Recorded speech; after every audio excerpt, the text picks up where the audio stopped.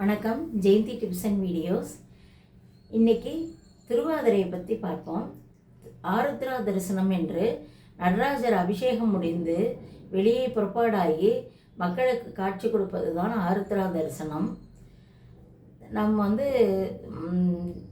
நம்ம அனைவரும் ஆருத்ரா தரிசனம் திருவாதிரை என்று நோன்பு கும்பிடும் பழக்கம் உள்ளவர்கள் முதல் நாள் இரவே அம்மி குழவியல் அம்மனை செய்து வைத்து அம்மி குழவியை அலங்காரம் செய்து நகையெல்லாம் போட்டு அது திருவாதிரை களி செய்து வைத்து கும்பிடுவார்கள். அப்பம் வளை நெய்யில் அரிசியில் அடை தட்டி கயிறு அவங்க வீட்டு பழக்கத்துப்படி கயிறு மஞ்சள் கயிறு செய்து வைத்து அருகம்புல் இந்த இலை இதெல்லாம் போய் கட்டி பூவெல்லாம் கட்டி அதை வைத்து பாட்டு பாடி அதை வணங்குவார்கள்.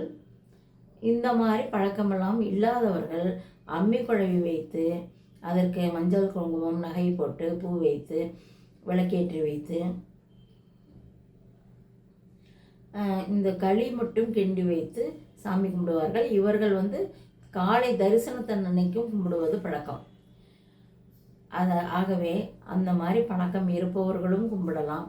பழக்கம் இல்லாதவர்களும் திருவாதிரை களி செய்து வைத்து சிவபெருமானை வணங்கலாம். இப்படி செய்வது என்ன பழக்கம் என்றால் ஒரு முன்னொரு காலத்தில் சொல்லிய கதைதான். இந்த மாதிரி விரதம் இருந்து கொண்டிருந்த அம்மாவுடைய கணவன் திடீரென்று அன்று இறந்து விட்டார்.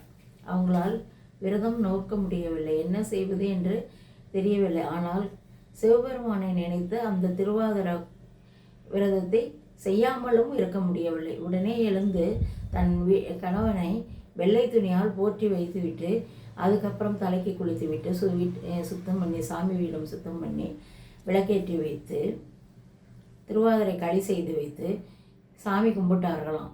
சிவபெருமானை கும்பிட்டு என் கணவன் என்னை விட்டு பிரியாமல் இருக்க வேண்டும் அப்படின்னு அந்த சிவபெருமானிடம் வேண்டினார்களாம்.